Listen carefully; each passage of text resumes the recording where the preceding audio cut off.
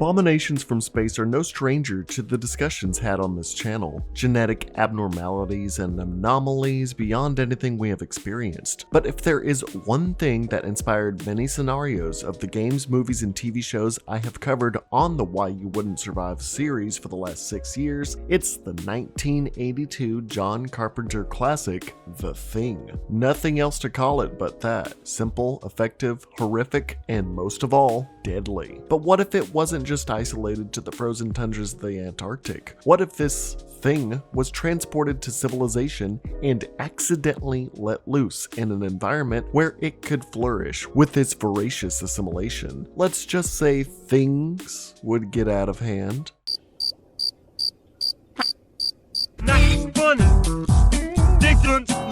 The Thing isn't a huge franchise, but it has spurred a cult classic, a 2011 prequel, 2002 game, and some comic books to paint a full picture in the reactive blood of the infected on how screwed we all are. Today, we are discussing why you wouldn't survive the Thing invasion.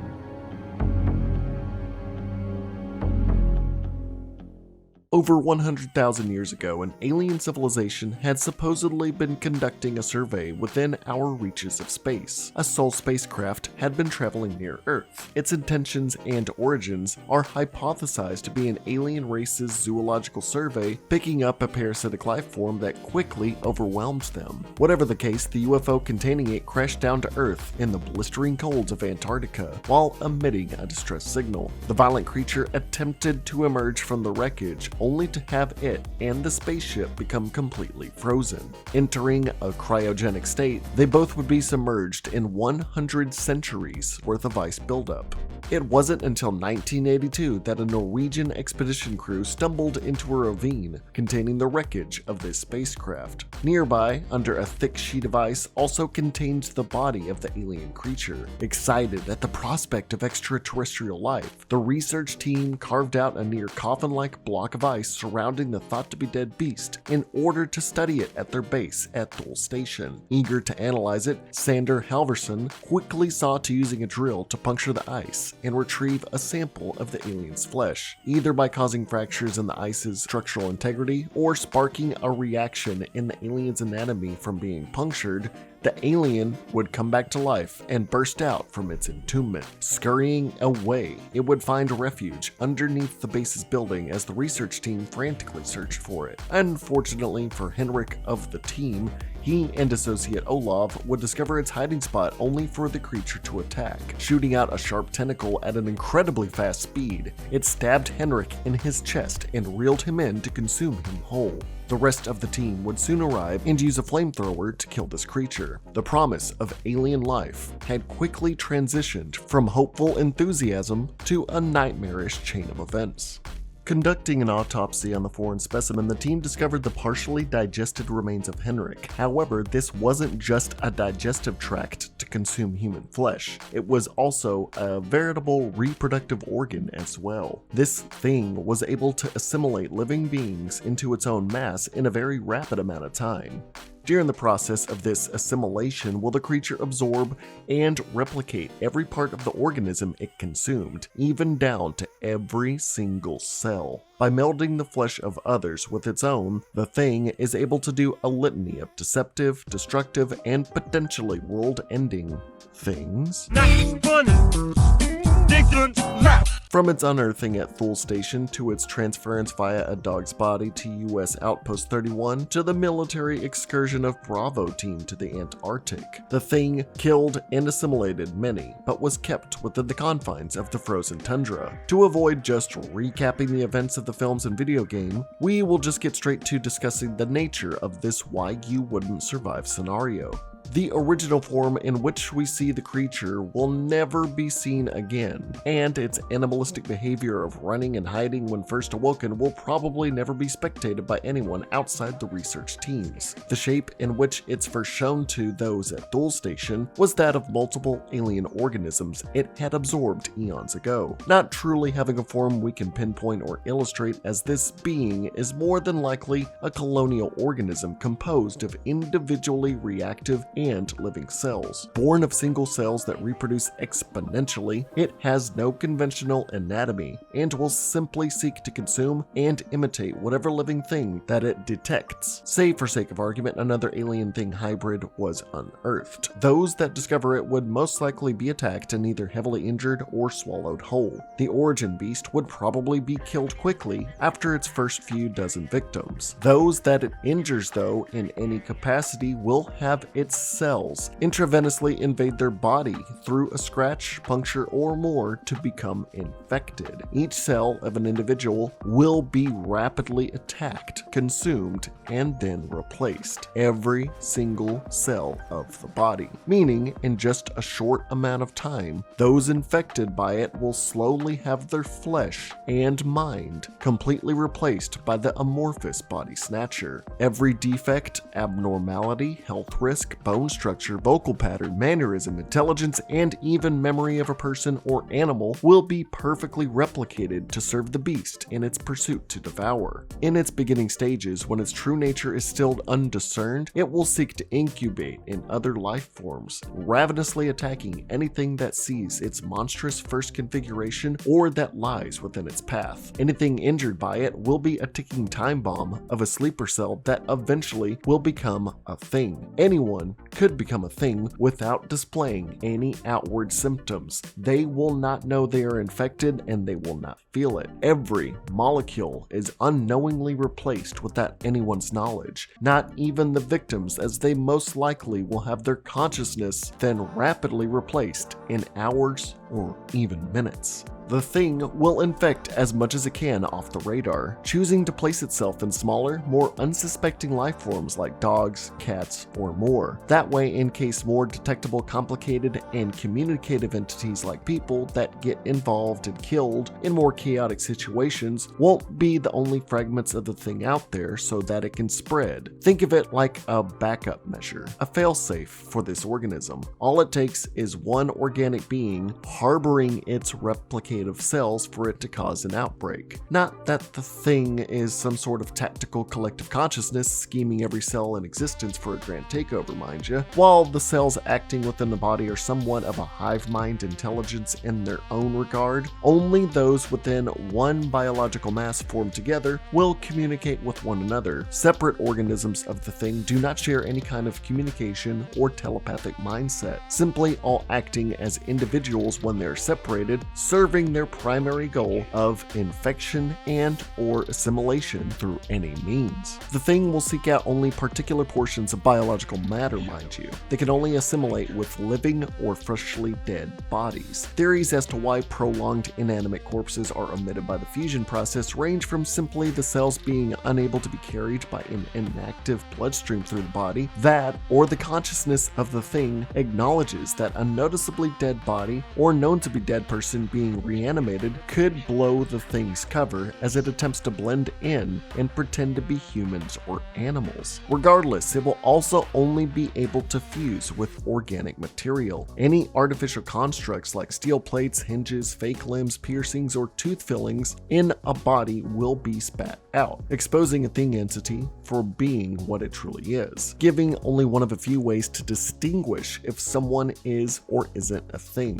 via lacking prior inorganic material. Or you can set fire to parts of the body, even blood, to where extreme reactions are noted. As stated before, every organic molecule of a host body will be infected and become a living separate entity of the thing. Limbs, body parts, heads can all exist as separate living creatures. Even pools of blood extracted from thing organisms can spring to life if threatened or are given reason to believe they can successfully attack an individual. Once incapacitated, the thing can see to homogenizing a body either by eating you with a gaping maw, infecting you for a slow procession, or probably the worst fate of all: instant flesh fusion. If given an ample opportunity, the flesh of a thing-infected organism can also act as a way of painful assimilation. Simply touching and rubbing up against a non-infected organism can have the thing's individually active cells attacking the cells of someone else by the millions and instantly begin to melt and fuse their skin and body to its own. Mutating and melding the body, this acts as the most rapid way of assimilating someone else without any added steps of injury or infection. The flesh that it does assimilate will all become a single, malleable, and reactive biomass that can be shaped into just about anything. Each part is able to have superhuman strength, deadly sharpened appendages, insane speed/dexterity, and create limbs and orifices that allow it to easily eat, rip, tear, or bite off parts of others. It shows a heavy resilience to gunfire, blunt force trauma, and more. Now, if the body is torn, ripped, or sliced apart, or even if it is pinned down, the body parts of the thing beast can separate and act as separate living entities with hindered intelligence, only being able to be killed by fire. Basically, turning any and every part of its connected flesh into anything it could conceive from the knowledge it had accumulated from victims prior, terrestrial or extraterrestrial. The larger a singular entity of a thing gets, the more intelligent it will become. The more consciousness and memories it incorporates, the more it will be able to draw from and utilize its horrific endeavors. It will be less reliant on pure animalistic instinct and instead calculate the best moments to either strike unsuspecting prey or how to maximize its outreach and infection, consumption, and slaughter. Every intelligent being it absorbs will also have its knowledge retained between every new individual form it creates, even from its unknown origins from amongst the stars, allowing it to have the skills and know-how to do whatever each person and life form before it was able to do. This is shown by the fact that the Blair thing, who had assimilated biologist Blair, Station Commander MT Gary, and possibly Knowles, had set out to reconstruct a smaller version of the UFO the original thing had crashed to Earth in 100,000 years ago. Using parts from the wreckage of a destroyed helicopter and other pieces nearby, this had shown the thing was able to use the intellect of the many intuitive and smart people within its biomass to construct something so intricate and complex, displaying that it retains the intelligence of the alien species it assimilated with so long ago and still perfectly articulate how to reconstruct a spacefaring vehicle just from human-made air vehicle parts. The amount of possibilities that a thing that has absorbed many others could be capable of creating is catastrophic, possibly able to make alien weaponry and constructs beyond our understanding. As stated before, anyone it assimilates, the thing will be able to imitate in every single regard. Aside from artificial parts, every defect, abnormality, health problem, bone structure, vocal pattern, mannerism, intelligence, and even memory will be carbon copied. A person that becomes a thing will act exactly as they did before losing their life. Nobody will even know they are a thing. Even the thing infected, it will all be undetectable without proper testing. Computations even state within the Antarctic compounds that just from a few hours after the original thing began its sporadic attacks, that the probability of any and every person at the base being infected was a staggeringly high 75% chance. The only way to stop it is destroying anything and anyone it possibly interacted with. Anything that the thing makes a part of it will become whole, and the only way of killing it is to either burn it, blow it up, and or submerge it in acid to destroy cells down to the molecular level. But attempting to do so will only have the thing retaliate with deadly force when it's almost found out, eventually killing and assimilating everyone and fleeing to where it can eat to its heart's, or lack of heart's, or many heart's content. Due to the rapidly destructive nature of the thing, it would have to be instantly quarantined and eradicated, or else its inevitable outreach would be unstoppable. The premise of it being stuck within Antarctica makes sense to prevent its outbreak, but it's possible it could make a ship or hijack a helicopter or boat to get away. It's also possible powerful minds around the world could catch wind of this being's potential, either captured by military or governmental entities in order to repurpose it as a means of biological warfare. However, they would simply underestimate the thing and how intelligent and voracious it is, especially with how it keeps its full capabilities to itself in the beginning. From there, it would quickly break out of any confinement and absorb all military, governmental, and scientific personnel there, allowing the thing to now have access to knowledge that could easily make it the smartest creature on the planet, with strategies to allow it to take victory in any scenario, while also being able to use the personas of our leaders to distract, deflect, and lull the world population into a false sense of security. All this to allow it to spread and have the majority percentage amongst the human population so that it cannot be defeated no matter how hard we tried. Even if it isn't given such a good early game start, the fact that only one thing being able to mutate, infect, and imitate others without any suspicion in its beginnings would mean it could easily get out of confinement or escape to high population areas and secretly infect people as it makes its travels. The whole reason it was able to spread in the 1982 movie was from its dormancy within the dog that reached the American outpost. They brought in the dog not suspecting anything of its true potential. Any rat, insect, or small creature, or any kind of animal that humans befriend or draw close to, or just in our environment without us noticing, would easily mean them biting and assimilating us. Hordes of rats, insects, animals, just about anything just being things that can easily sneak in and bite us and transform to fuse with us. Infected people could fly under the radar. It would be an invasion of the body snatchers scenario where just any person walking around could be a thing that could mutate in a second, simply pricking people with maybe a mutated finger or bringing unsuspecting victims into a closed area to devour or fuse with them. The rate at which just one thing being able to transform others around the world is the true reasoning behind this why you wouldn't survive scenario. Anything that breathes can be a thing. A thing! As shown in the computed projections by Dr. Blair, a single thing reaching civilized society would veritably lead to the extinction of mankind. The entire world population would become infected and assimilated within 27,000 hours from first contact. Simply in the span of a little over 3 years, will every single man, woman, child, animal, and more become either a sleeper cell body snatcher seeking out the uninfected to consume them, or a hideous Cronenberg abomination of countless living beings. Every living thing on Earth will be prey to the beast. Every single thing that breathes, thinks, or strives to survive can be eaten and or turned and made part of the thing. Anything around you could be a thing just pretending to be the living creature it had killed moments or ages ago. Anything could instantly transform into a hellish monster preparing to rip your flesh and infect you. There would absolutely be no cure for a sentient cellular species that rapidly destroys and replaces every single cell in your body. Think of it like a super cancer that spreads like wildfire, which, ironically, the real only way of destroying anything that becomes a thing is wildfire.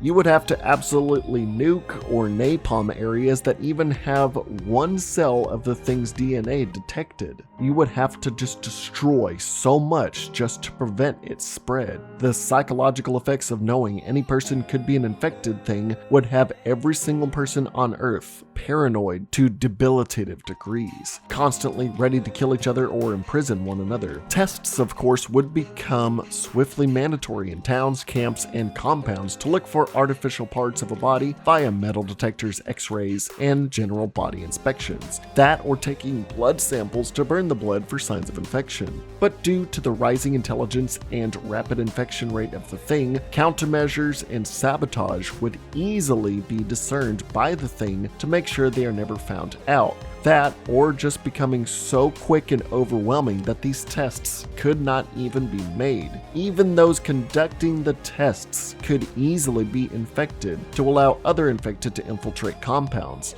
Someone that is infected that engages in these tests could simply say that no one's infected. They could fake the results of these studies. The thing could also make spacecraft to travel to vast parts of the world in a matter of moments so that they can infect others in a very rapid rate and start a worldwide pandemic from key points across the globe. Remember, they have our intelligence and our knowledge, so they can know about high population metroplexes and more and where to go. It is also possible the thing could also make devices that could spread their cellular life forms via water supplies, food supplies, and even make the cells airborne, where simply breathing in these cells would mean your slow infection. Everything from our water to our food to our air could mean you turning into a thing without you even knowing. If a thing is backed into a corner and found out, or given enough opposition, there's no telling what or when each person can suddenly mutate into or call for help from.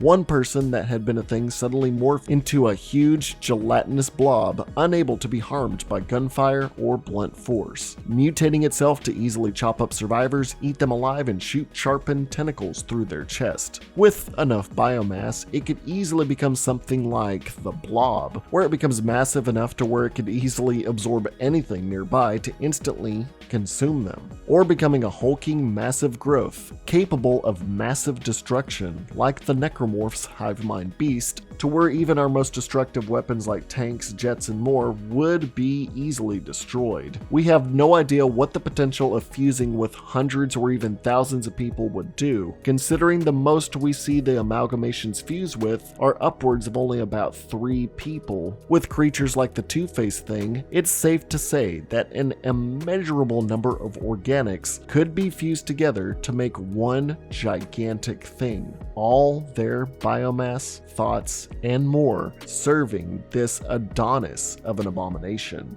The entire world being assimilated, every living thing leading to tightening reduced numbers of humans all being infected via exposure to assimilated friends, family members, and eventually food, water, and air. Over time, the scattered remnants of humanity only having enclaves fighting with suspicion amongst themselves in sealed bunkers with shrinking rations, surrounded by an ever-growing biomass only ever known as the Thing. It will all eventually lead to the conclusion of the era of humanity. The only way of not being forcefully inducted into this biomass and having your thoughts, memories, and face repurposed for its own devices is to just die before it gets the chance to consume you. Within just a little over 3 years, everything will become a part of the Thing. That about assimilates up this why you wouldn't survive scenario enveloping the Thing's universe. Do you really consider yourself someone that can go toe-to-toe with this kind of creature and make it out alive? Because honestly, you're more than likely just going to fuse toe-to-toe with it instead. Big thanks to you for watching today's video, and if you would like, feel free to donate. These fine people on this list here donated just $1 or more on my Patreon or became YouTube channel members. If you sign up on my Patreon, you can see videos up to a week early before they release. Thank you to Chago, aka QuickFlix, for editing today's video together. Make sure to check our other Why You Wouldn't Survive videos by clicking the playlist here on screen. And until next time, I'm Zackass, aka Wowsuch Gaming. Never forget to stay happy, stay healthy, stay suspicious of every living thing, and stay well.